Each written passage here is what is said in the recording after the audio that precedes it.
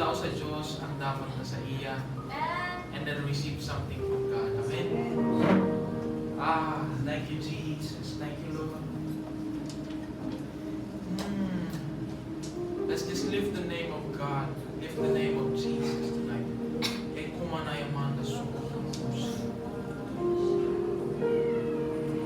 Lead us, Holy Spirit.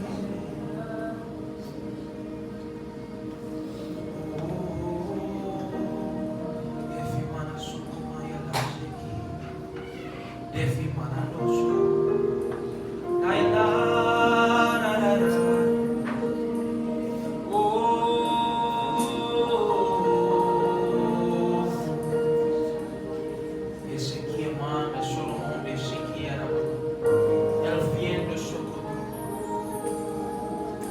Thank you for this day, Lord.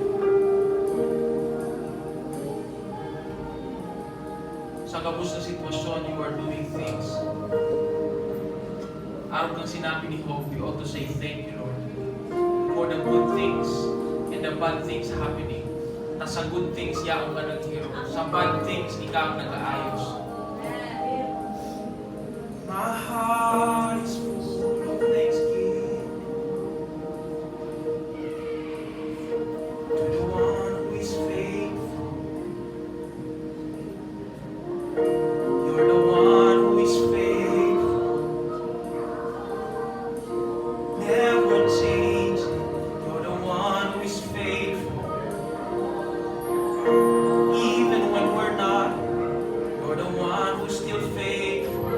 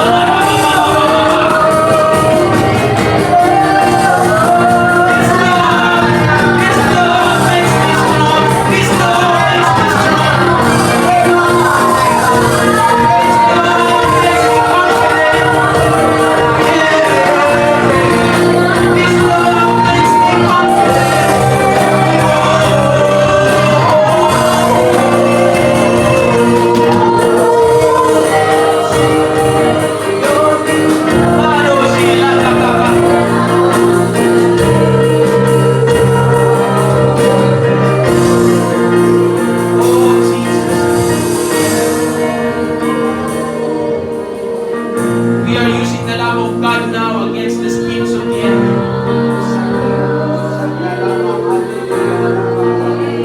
It's been days. You know mga kapatid, it's been days may nakapa ako na bubalik sa likod ko. At first, it was nothing for me. Kasubang ilang was different.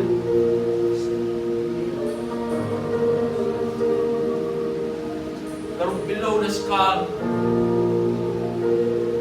ang demonyo gigibuong gabos just to feed lies. You were just well a while ago. You were just well a while ago. We have just seen na matindog pa lang sa pagpadaba kan Diyos just a while ago. And minutes after, here comes the lies of the enemy.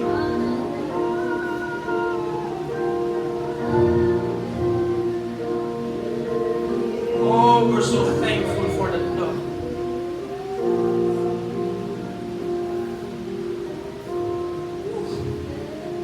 This love drowns all lies.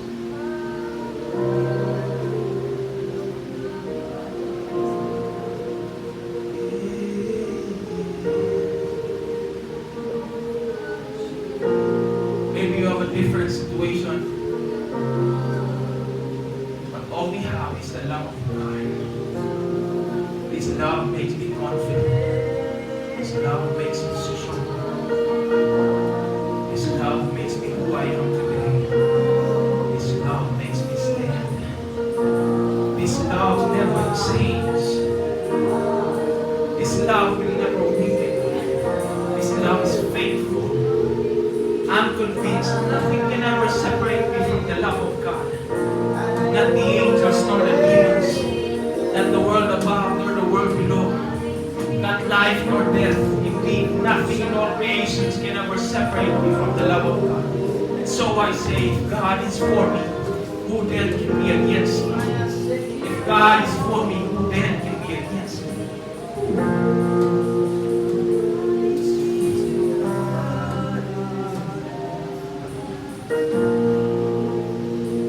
Lord, if you can be against me, nothing can stand against the power of love. Shining the stars, you win every battle. We're just starting.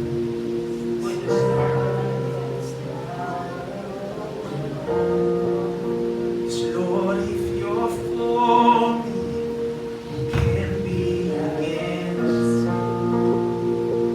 Nothing can stand against the power of my shining the stars. You win every battle. Nothing can stand against the power of my God.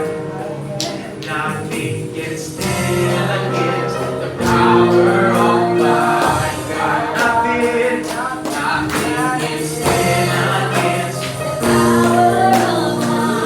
Nothing can stand against.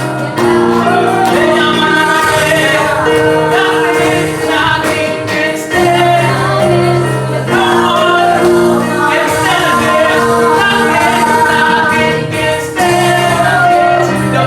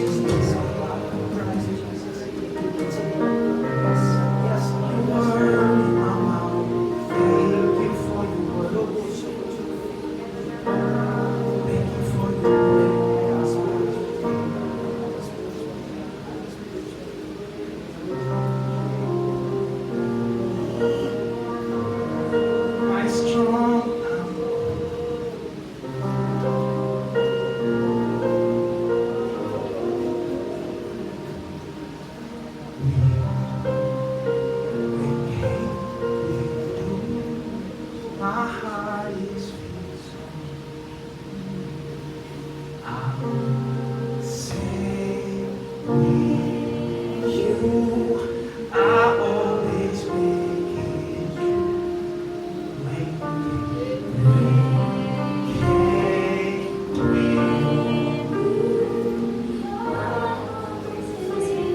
Thank you, Jesus. I say with you, I always make it through. One more time, right?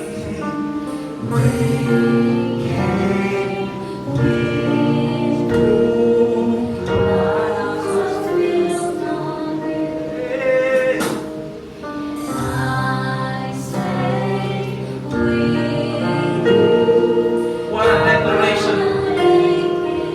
No matter what comes, rain, wind,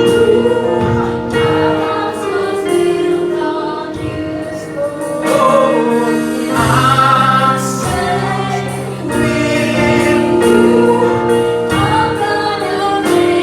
Oh, what a word, rain, rain, wind, yeah, I'm safe with you. I'm gonna make it. For the last time, rain, rain, even in the wind. Can you see it? Yeah. No, it's not the last time. We're gonna see it again. Oh, rain, hey, my house, yeah.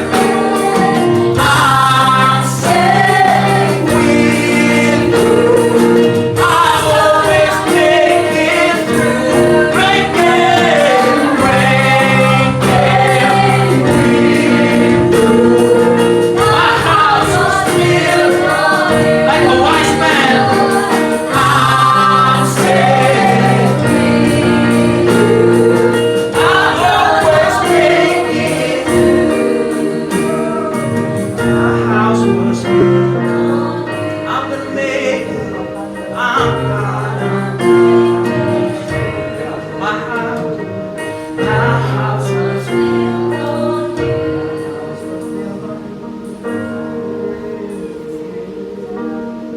Christ is my firm foundation, the rock on which I stand.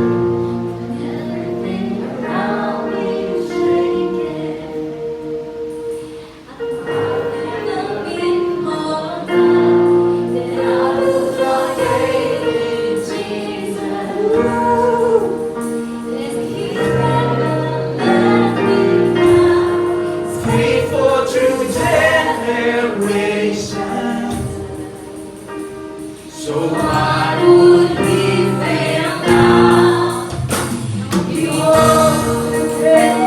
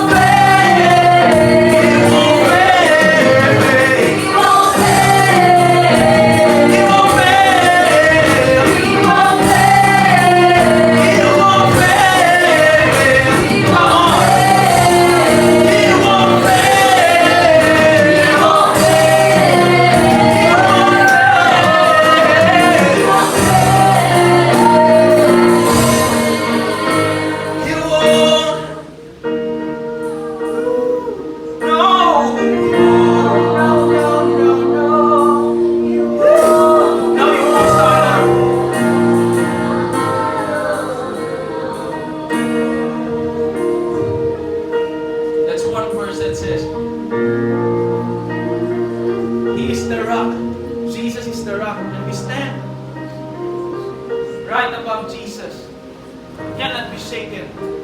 But we were singing. And the Holy Spirit impressed me itong verse na nagsabi, now Peter, I call you what? I call you rock. From where the foundations of the church will be built. Now I call you rock.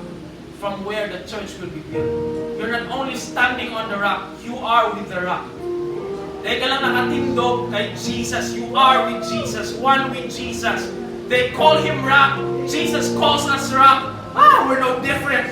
Mekumanaka. If He won't fail, I'm saying I won't fail.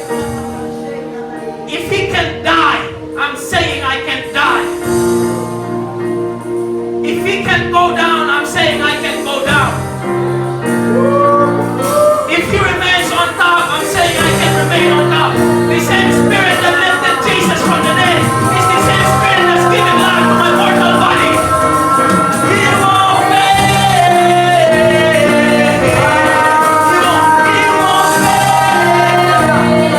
He won't fail. He won't fail.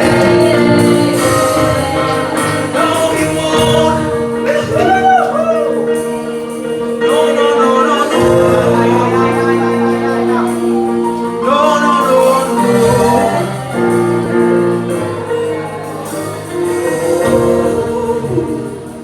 My Lord.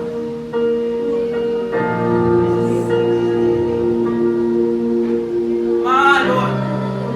You did not make yourself different from us. The Bible says, for our high priest, the man Jesus is like us. He knows and understands everything about us. He's no different than us.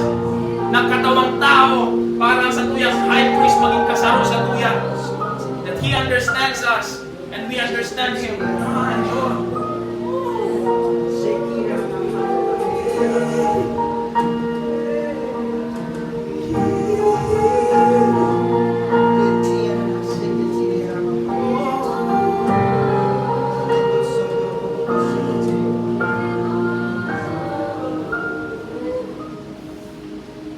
All I see is You. As I worship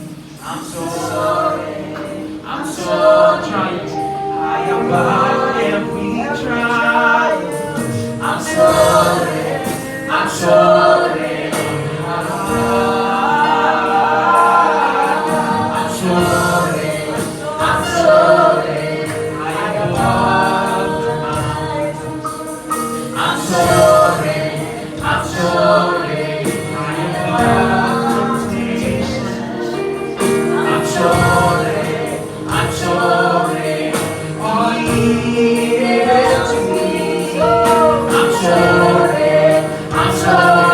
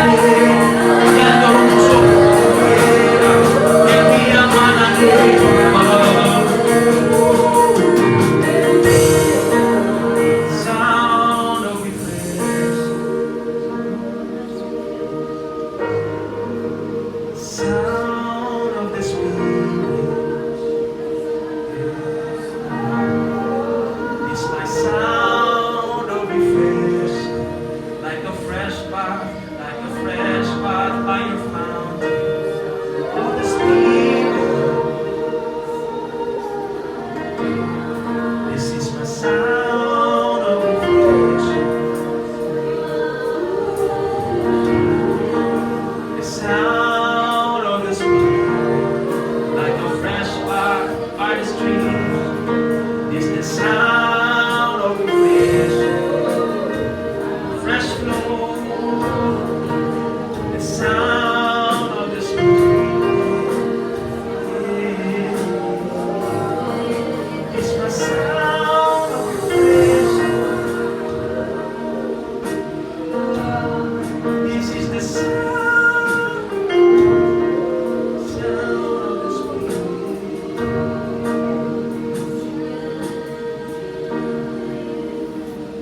Make me anew. Thank you, Lord Jesus.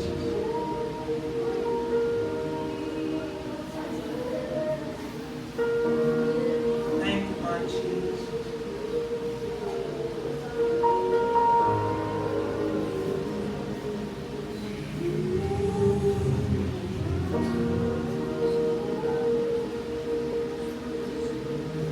Thank you, Lord Jesus.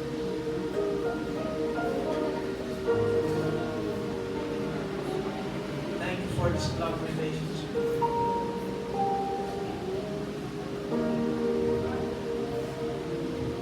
May tigigin mo ka sa po, Lord, na talagang unexplainable.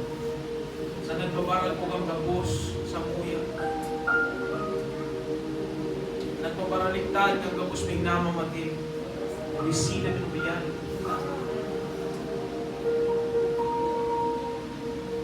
What a lovely, lovely, lovely.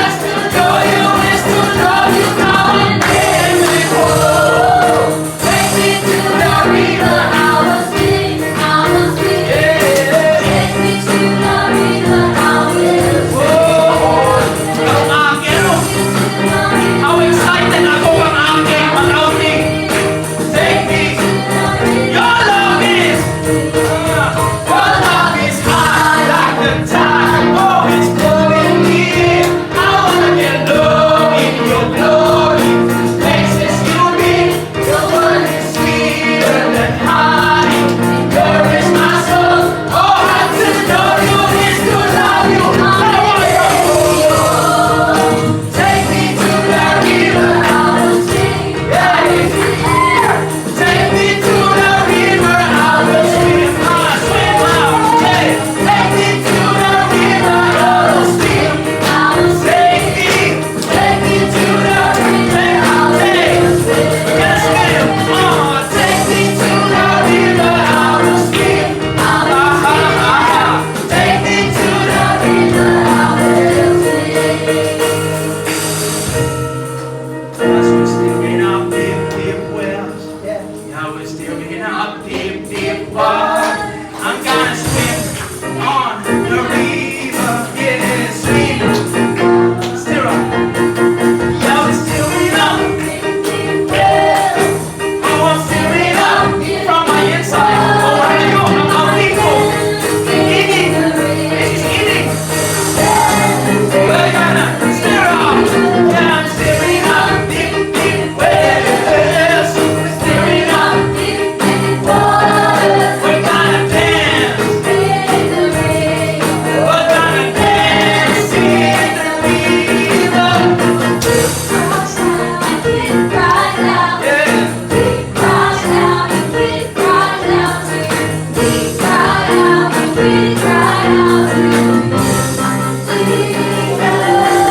Let's sing it from the start. Grabe, harami ko ng tubig sa to. Sabi ko kasi mag-ubang ko ining outing. Ining ako sa loob ko. Dahil nagkakuha magluwas. Ining.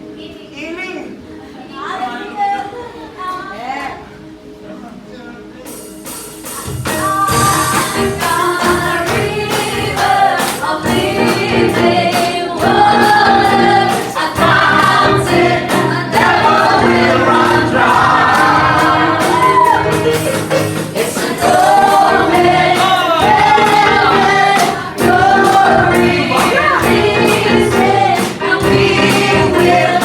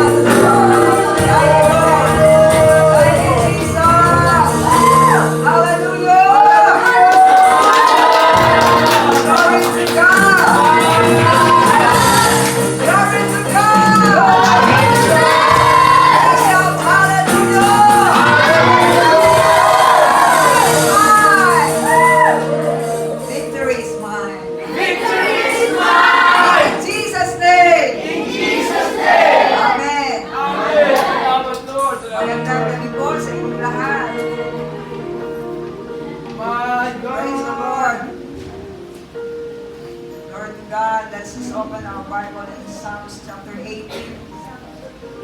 Tagalog version tayo. Let's go to the MPV tag. Okay din ang ASMD. Magsimula tayong mag-declare.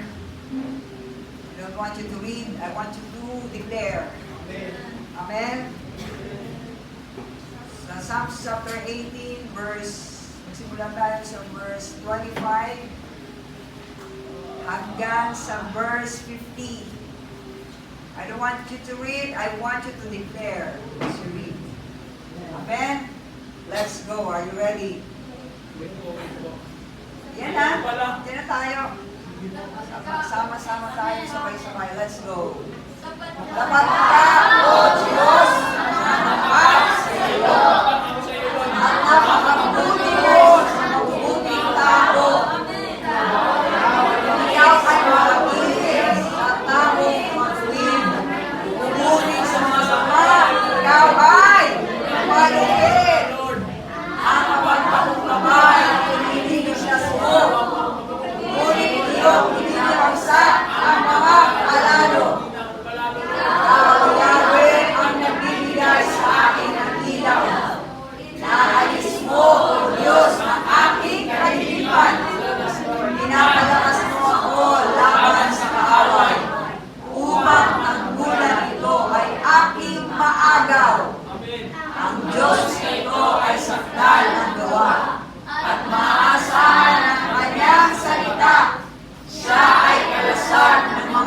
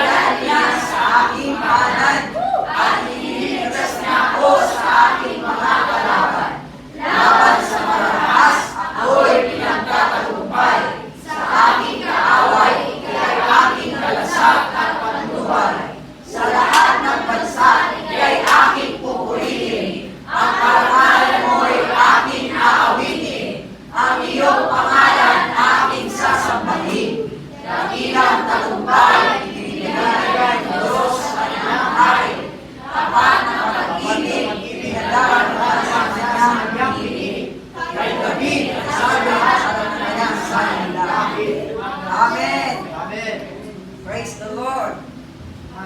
Ito ba ay sa inyo? Get it. Praise God. Hallelujah. Maganda yun, ha? And daw, yung verse 14, He trains my hands. Can you just, For the hour.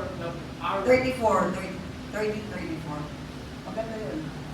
Sinasanay niya ako sa pakikipagtugma. Stretch out. Sinasanay niya ako sa pakikipagdigma upang mabanat ko ang pinakamatigas na pana. Meron ka lang nababanat na pana, kapatid? Yeah. Ay, kailangan yung pinakamatigas na pana, mabanat mo din. Amen? Okay lang yan. Okay lang yan. Kung yung mga hinaharap mo ngayon ay medyo stretching, mahirap, hindi mo kaya, ganun talaga. Upang mabanat mo ang pinakamatigas na pana. Bakit? Kasi yun ang pinakamatibay na panlaban. Amen? Kung ang kaya-kaya mo lang yung ganito lang na uunat ng tirador, ay mahina yan. Amen? The Lord wants us to grow in strength. Amen? Praise the Lord. Ang sabi doon sa Psalms 18 verse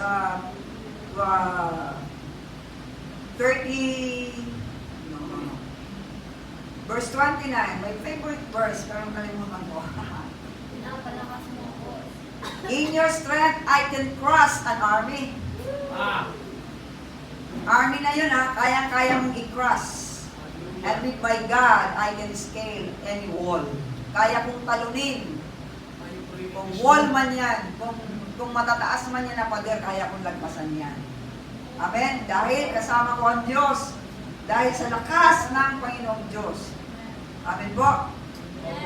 Praise the Lord. So, napakaganda ng ating binasa at i-declare ng may pananampalataya. Ulit-ulit lang, and it shall come to pass. Ulit-ulit lang, kung ano ang sinasabi ng salita ng Diyos, gagawin ka niya nito. Ang anumang ang salita ng Diyos na iyong pinapanampalatayaan at patuloy mong idinideklara ng panampalatayaan sa iyong puso at pinalabas sa iyong puso, isang araw, yung ka na. Yang salita na yan ay ikaw na. Amen. Praise the Lord. So, maganda mangyayari sa iyo, kapatid. Amen. Do you believe that? Praise the Lord. Ang pananampalataya daw ay ang pagiging kumpiyansado. Hebrews chapter 11 verse 1 ay ang pagiging kumpiyansado na ng mga bagay na iyong inaasahan. In English, it says confidence of the things you hope for. Ang hope ay lagi pong positibo. Ang hope ay pag ikaw ay nag-i-expect, ikaw ay merong inaasahan na ang isang bagay na maganda ay magaganap. That is hope. Kaya ang pananampalataya cannot be negative. Because faith is confidence of the things you hope for.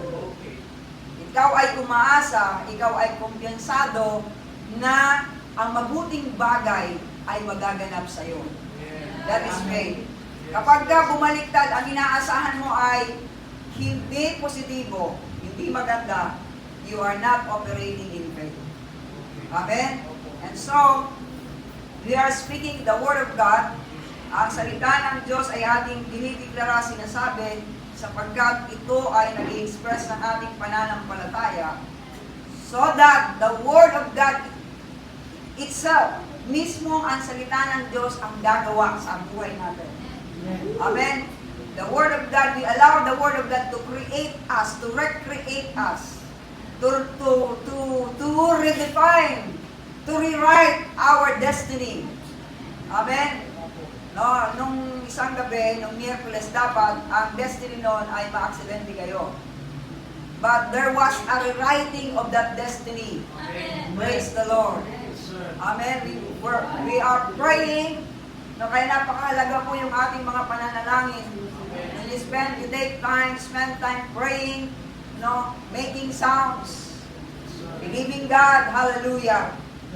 Just praying in tongues, maganda ang nangyayari. Opo. You are designing your future, kapatid. Opo. Praise the Lord.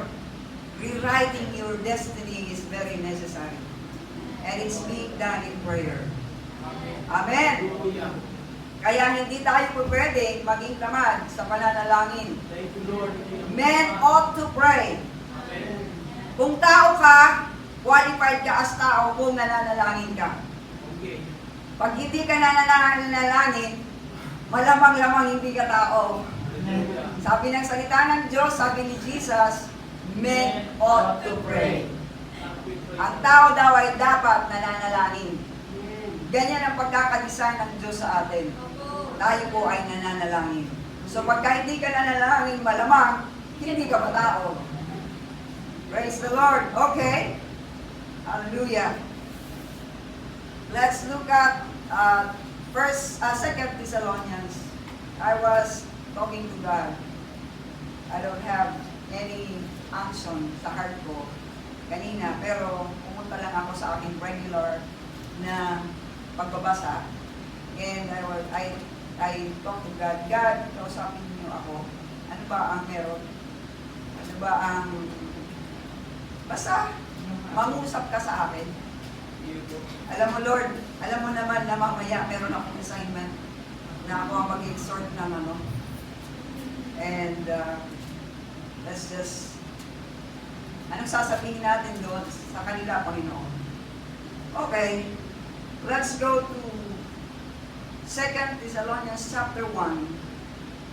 We start reading on verse 3. At tayo matatapos sa verse 12.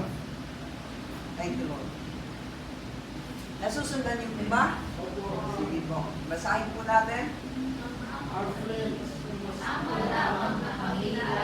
masalamat sa Diyos Dahil sa inyo, sapagkat patuloy na lumalago ang inyong pananampalataya kay Kristo at lalong nagiging maalam ang inyong pagmamahalan sa isa't isa. Kaya nga, ipinagmamalaki namin kayo sa lahat ng mga iglesia ng Diyos dahil sa gitna ng pagtitis at pananampalataya, sa gitna ng mga pag-uusig at mga kahirapang dinaranas ninyo.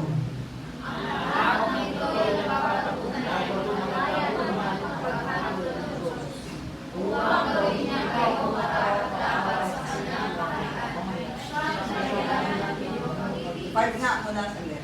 Five lang. Five. Ulitin natin.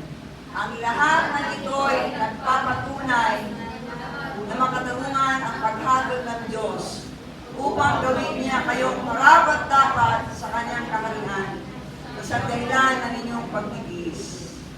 Gagawin ng Diyos ang nararapat sa napahihirapan niya.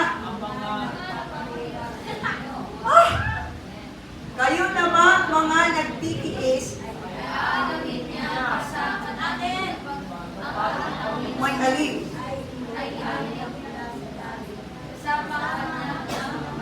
Kasama na tayo mga na may naglalagab-gab na apoy.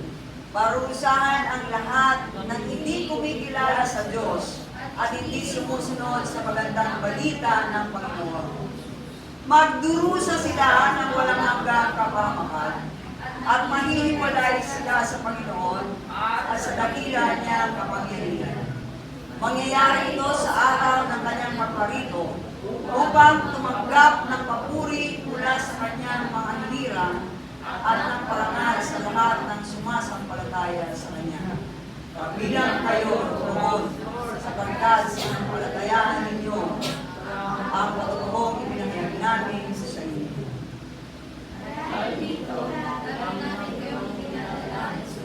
Nanaway maging karapat-dapat kayo sa pagkatawag niya sa inyo. Sa pamagitan ng kanyang kapangyarihan, naway pagkawag niya sa inyo. Pabuti ninyong hinahangan at maging ganap ang inyong mga gawain ibinubuhan ng pananampalataya. Sa gayon, at kayo naman ay sa kagandang loob ng Diyos sa ating Panginoon. Amen. Tayo po yung manalangin. Mighty God. Salamat po. Holy Spirit, salamat po sa ito pong mensahe sa mga puso ng bawat isa sa amin. At sa paggabay mo at sa pangunguna mo sa amin sa pananalangin. Ako din po ay nagpapaubaya lamang sa iyo. I allow you, Holy Spirit, to show of yourself in my life, in our lives. In Jesus' name. Amen. Okay? Ito po ay patungkol sa Church ng Thessalonica. Ang Thessalonica, ang mga mananampalataya ay, ang mga mananampalataya sa Thessalonica, alam nyo, ito yung na-observe ko. Yung mga mananampalataya na ito ay lumalago sa kanilang pananampalataya, maging po sa pag-ibig nila sa isa't isa. Sa kabila ng sila po ay napipersecute. Amen? Meron pong nangyayaring persecution sa church na ito. Kaya si Paul, ang sabi niya, proud daw siya. Okay? My Bible says, dito sa Thessalonica, ang sabi ni Pablo, sa verse 4,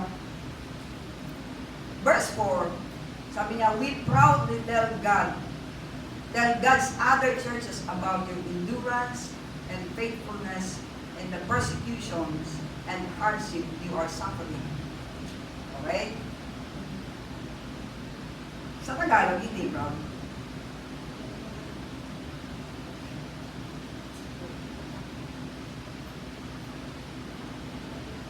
Si Paul ay, sige, pakitingnan sa. Kaya nga, ipinagmamalaki namin kayo sa lahat ng mga iglesia ng Diyos dahil sa inyong pagtitiis at pananampalataya sa gitna ng mga pag-uusig at mga kahirapang dinaranas nyo. Ang observation dito sa church sa nagaganap dito ay meron nga pong mga paghihirap na dinaranas ang mga mananampalataya ng Thessalonica.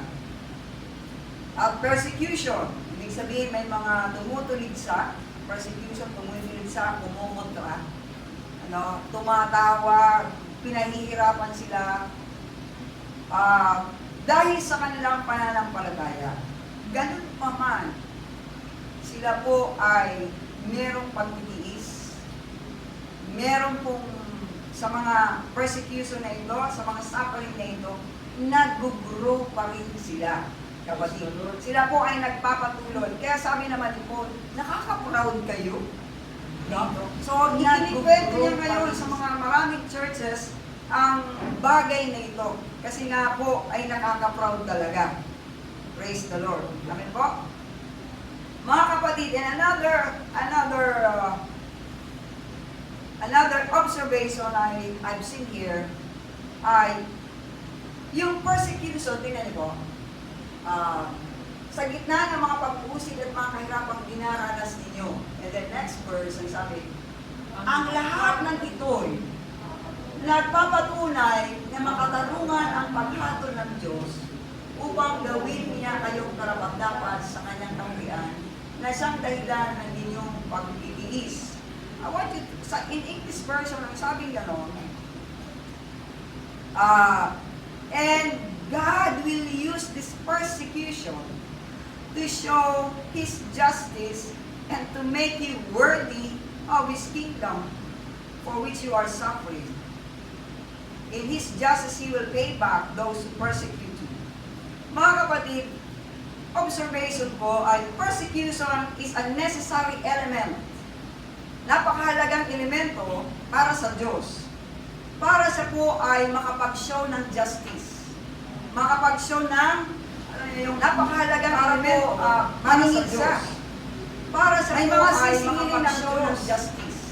Amen? Makapag-show ng dahil sa may mga napakahalagang elemento na nahihirapan sa mga mananampalataya. Para sa po ay makapag-show ng Diyos ay maniniin. Amen? Makapag-show ng dahil sa may mga napakahalagang elemento na nahihirapan sa mga mananampalataya. Para sa po ay makapag-show ng Diyos ay maniniin. mapagpatunay, dahil sa may mga napakalagang persecution ito, para sa may mga araw, ang Diyos mapatunay, dahil sa may mga napakalagang persecution ito, para sa may mga araw, ang Diyos mapatunay, of His kingdom, for which you are suffering. Hindi mapapatunayan ang worthiness mo, mapapatunayan na karapat dapat ka sa kaharian ng Diyos sa pamagitan ng mga persecutions at hardships. Naintindihan niyo po? Yes, sir. Kaya ito po ay napakahalagang elemento sa buhay pananampalataya natin. May mapipersecute, may mga mahirap. Napipersecute, hallelujah. Hindi may mga mapipersecute, no? Mapipersecute talaga po. Magkakaroon ng pagtutulisa at magkakaroon din po ng kahirapan. Makakaramdam ng talaga po. Magkakaroon ng sakit at magkakaroon din po dahil dun sa kahirapan. Sana yun. Makakaramdam ng talaga po. Magkakaroon na meron sakit. Para lang ako sa rin po, dahil dun sa kahirapan, sana yun, makakaramdam na meron sa inis, makakaroon na meron sa persecution, para lang ako sa rin po, dahil dun sa kahirapan, sana yun, makakaramdam na meron sa inis, makakaroon na meron sa persecution, para lang ako sa kahirapan, dahil dun sa kahirapan. Walang magiging judgment doon si Lord. Everybody shall be blessed. Pero dahil may mga pinipersecute na mga mananampalataya, and then God will bring judgment doon. Gaganti ang Diyos para sa kanila. Amen? Alam niyo kung sino ang gagantihan ng Diyos? Sino ang i-judge ng Diyos? I'd like you to look at that in verse, sabi gano'n sa verse 7, and God will provide rest. Balik ka sa Tagalog. Sabi nga lang sa verse 7, gusto ko nakatagalog. And God will provide rest. Look at this. Balik ka sa Tagalog. Sabi nga lang sa verse 7, gusto ko nakatagalog. And God will provide rest. Tingnan natin yung God will provide rest. Look at this. Nagpapahirap. Sabi nga lang sa verse 7, gusto ko nakatagalog. Yung mga nagpapahirap natin yung God may makailangan na rest. Nagpapahirap. Sabi nga lang sa verse 7, yung mga nagpapahirap natin yung God may makailangan na rest. Wala pa mga pagpapahirap sa mga tao. Yung mga nagpapahirap natin yung God may makailangan na rest. Wala pa mga pagpapahirap sa mga tao. Yung mga nagpapahirap natin yung God may makailangan na rest. Wala pa mga pagpapahirap sa mga tao. Yung mga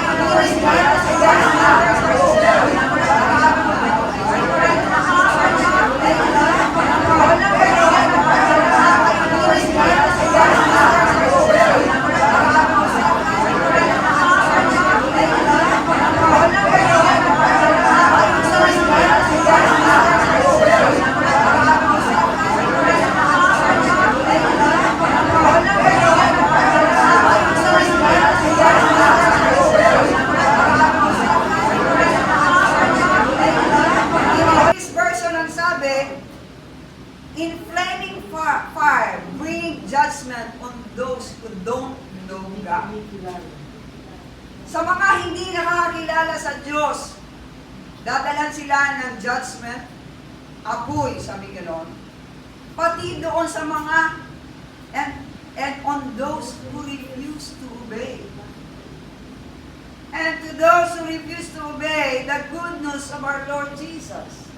Parurusahan ang lahat ng hindi kumikilala sa Diyos at hindi.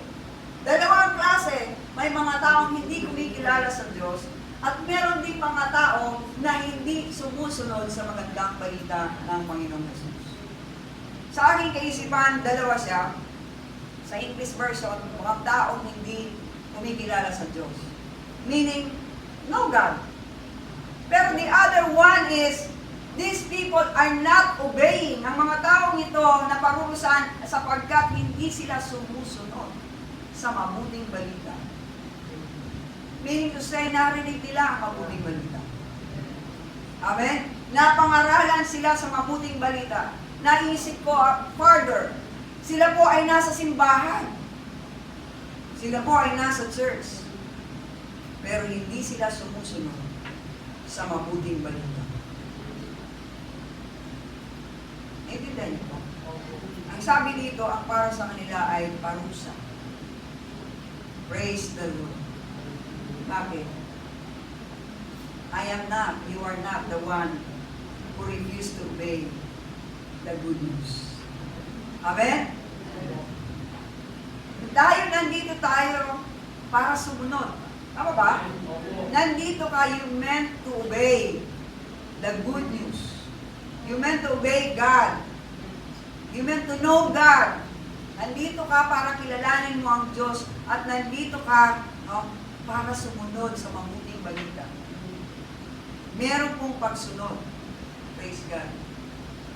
Hallelujah. Pero yung hindi sumusunod, they will be punished with eternal destruction, forever separated from the Lord and from His glorious power.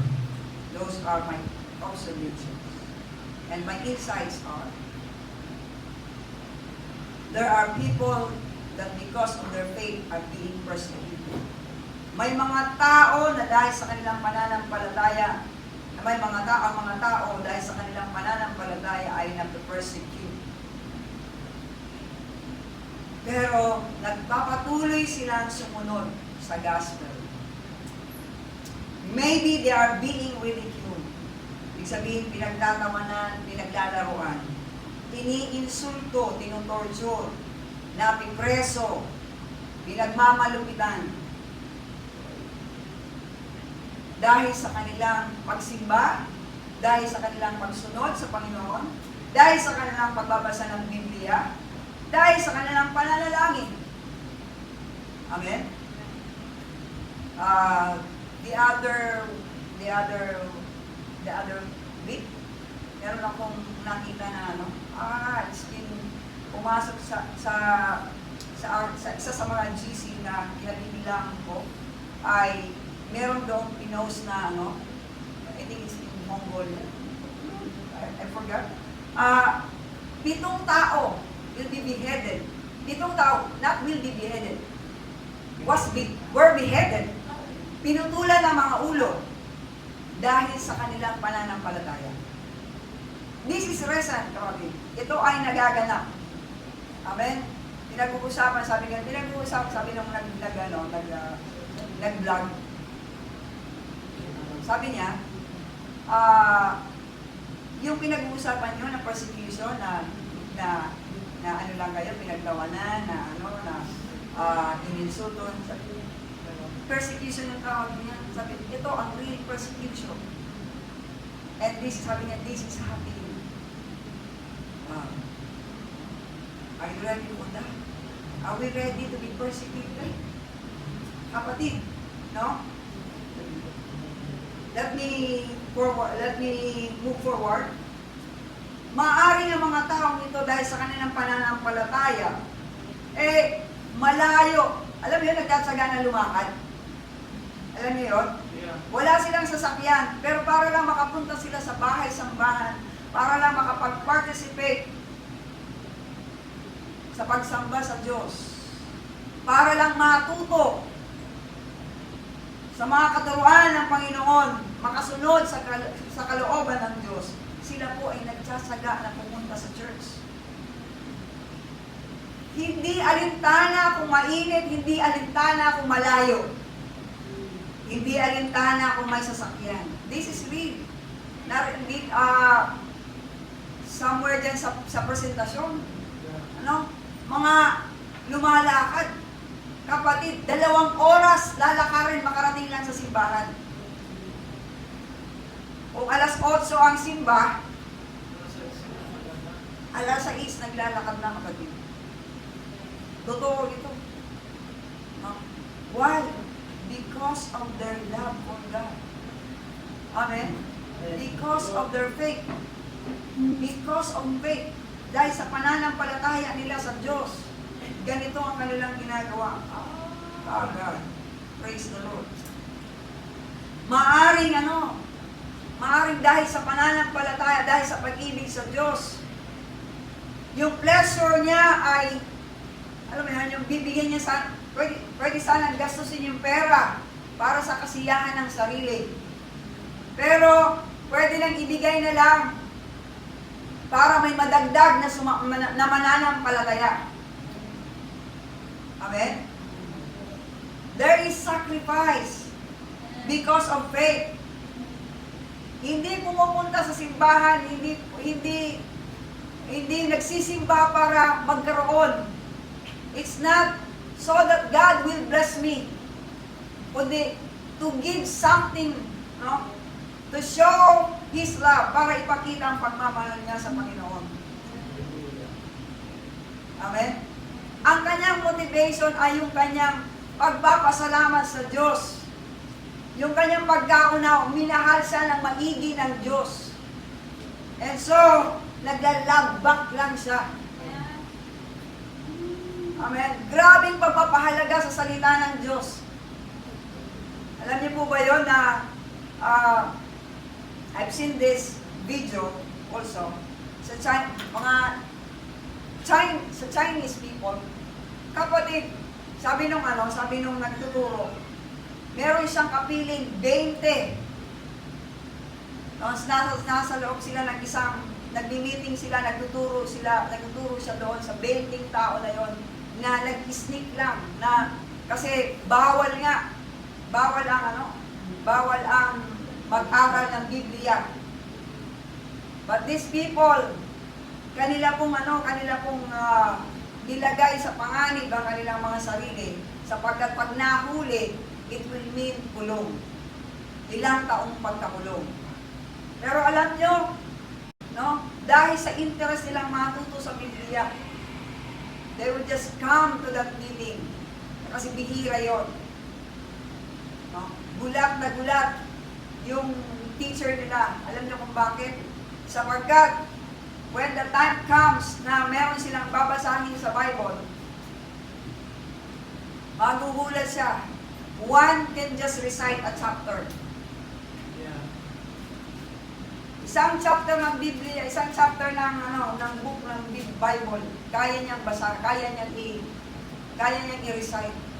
Memory chapter. Memory verse. Nagulat siya, at hindi, ang nakita niya, lahat pala yun. May mga ganon. Hindi na nila kailangan, kasi wala silang Bible, kapatid, bawal kasi ang Bible.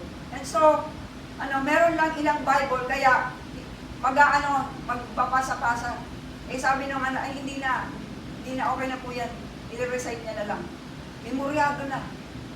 Kapatid, at mostly, nung mga nandun, gano'n ang sitwasyon. Nung papatapos na sila, tinanong niya. Sabi niya, mga ilang tao ang mga hawak ninyo. Lahat po pala yun, may mga hawak na tao. Alam niyo po ba, libu-libong tao ang hawak ng bawat isa. Underground church. Ibig sabihin, palihim.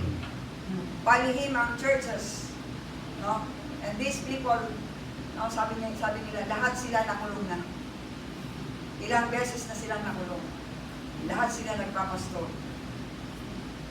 That's their life. No? Handa silang mamatay dahil sa kanilang pananampalataya. Handa sila sa hirap para lang ipagpaglaban ng kanilang pananampalataya. Para isulong ang kalooban ng Diyos. Nakaka-proud. Worth sharing. Amen? Worth sharing ang mga ganitong klaseng pagpapakita ng pananampalataya. Praise the Lord. Maybe, alam niyo kung bakit may paghihirap? Maaari, dahil sa kanilang pananampalataya, pinipili nilang huwag kumain. Mag-fasting na lang for the cause of the Lord. Amen? Maybe, pinipili na lang nila na huwag munang matulog, huwag matutulog ng sapat para lang makapagpanalangin. Maybe, they've been fasting their social medias. Hindi na nagsa-social media, walang pleasure. Bakit? Para makapag-focus lang sa pinapagawa ng Panginoon. Kasi nga, pag nag-social media, laging nadudumihan ang isip. And so, para hindi madumihan ang isip, nagpili na lang na mag-fast. Amen? Di na lang alam kung anong nangyayari sa ibang mga tao. Praise the Lord. Pleasure. Amen? Nawawala ng pleasure. Maybe their body is having more load. Maraming trabaho. Daming trabaho. Kasi, nagdadagdag pa sila ng ministry. May trabaho sila, may tent making, alam kailangan nilang kumita. Tapos, may pamilya pa sila, may mga anak sila. Tapos, magdadagdag pa ng ministry para lang maglingkod sa ibang tao. That's putting something in your life, hardship.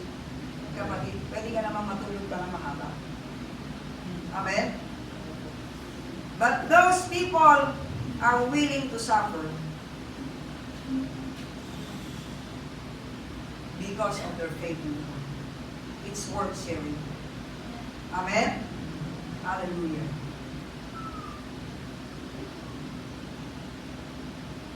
Because of this, I doubt. Wait lang. Let's see this.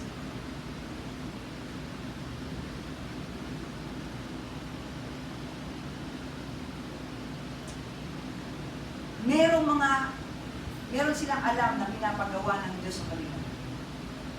Na mag-focus sa kanila para ma-discomfort. Alam niyo, may discomfort. Pero dahil sa kanilang pagmamahal sa Diyos, pinipili nila dumaan ng hardship. Praise God. Mga kapatid, I'm saying this sapagkat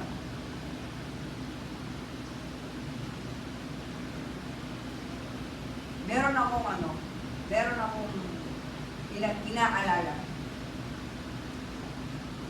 Pag hindi ka nagdaraan ng hardship, pag hindi ka nagdaraan ng persecution, malamang-lamang, hindi ka tumatayo sa iyong pananampalataya. Amen? Malamang-lamang, ang pinipis mo ay sarili mo. Sarili mo lang ang pinipis mo. It's not worth sharing. Amen? It's not worth sharing. And I'm afraid, baka yung tao na yun ay kasama dun sa sinasabi ng Bible that they refuse to obey the gospel. Nasa church, pero hindi sumusunod. At ang sabi nito, Bible, ang meron sila ay judgment. Amen? Let's look at this. Verse 11.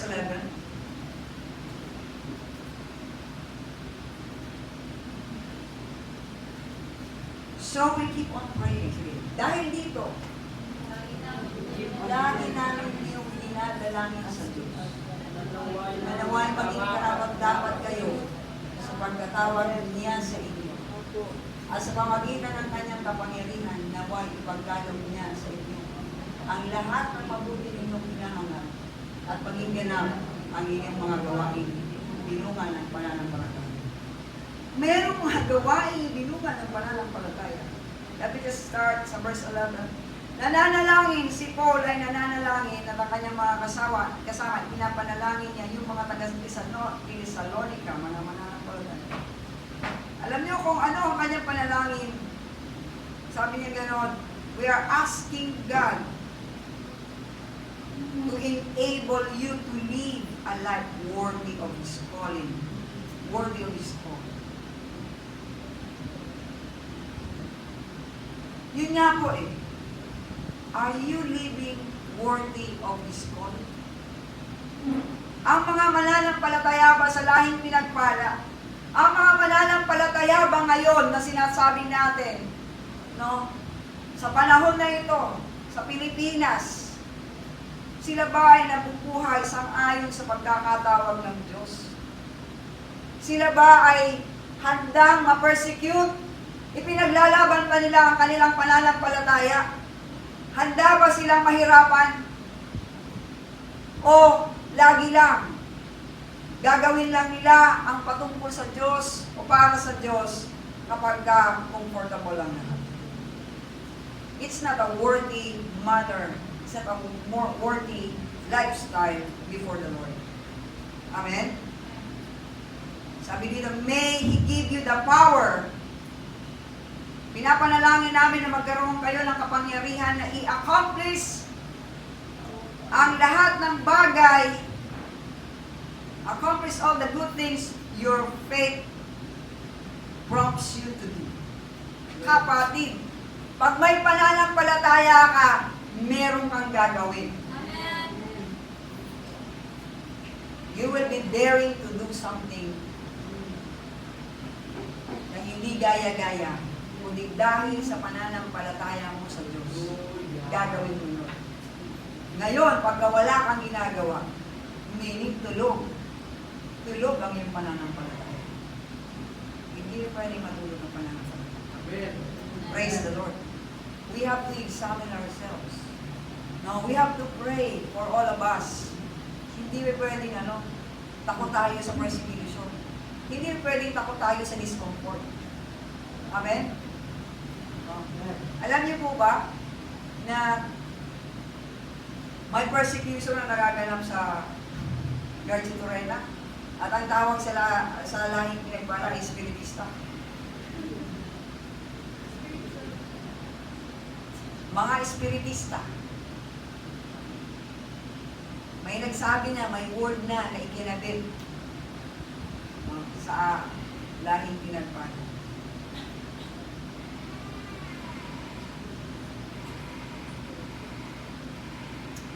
Nung nagpapasimula pa lang ako dito sa Goa, alam niyo po, we were also persecuted. Kasama ko yan sila, yung mga kasama ko yan, kila Pastor Joe. We were also persecuted. It's because of praying in tongues. It's just because of ibang klaseng pananalangin. Hindi pananalangin na nakikita ng mga iba, na ordinary. Kaso, ang naririnig kami ng mga kapwa mananampalataya na nakatira dun sa baba, nagre-rent pa kami sa itaas, naririnig nila kami nag-pray kami kasi taga-ibubasi. So mga taga-church sila, sa ibang church, they're being persecuted. Nung nagpasimula ko ang lahing pinagpala, I just decided in my heart, wala akong pakialam kung ayaw nila.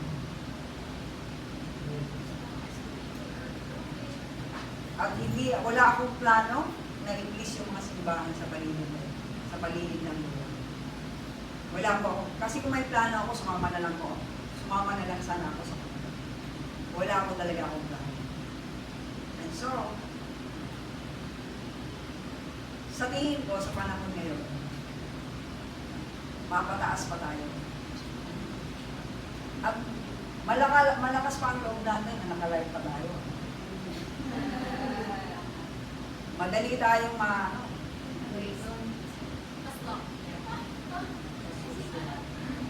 para i-check tayo. Ano bang meron sa inyo? At makikita kakaiba. Hindi kayo kaparehas ng iba. So dahil hindi ka kaparehas ng iba, you will be persecuted. Yeah. Normal yun. Pag hindi ka kaparehas, iba ka. Siyempre. Okay? Pag hindi ka kaparehas, iba ka.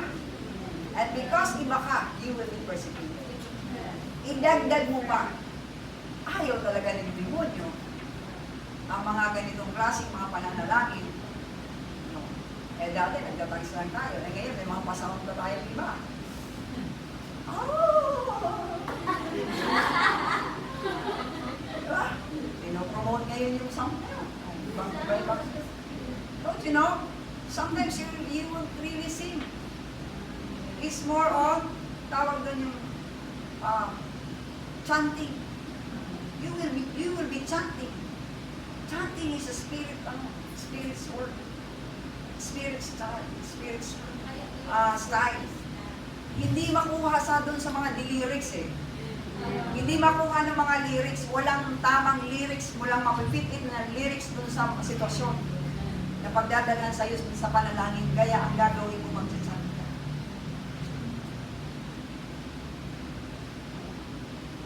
It is coming from the Spirit of God. Amen? And so, tayo nandito para sumang-ayon sa Espiritu ng Diyos at hindi para sumang-ayon sa ating mga sarili. Gusto natin na i-advance ang kaharian ng Panginoon. Nakita ko na, kahit na yung mga nagpapagaling, kahit na holiness pa ang kanilang mga pagpupuro, pinipersecute.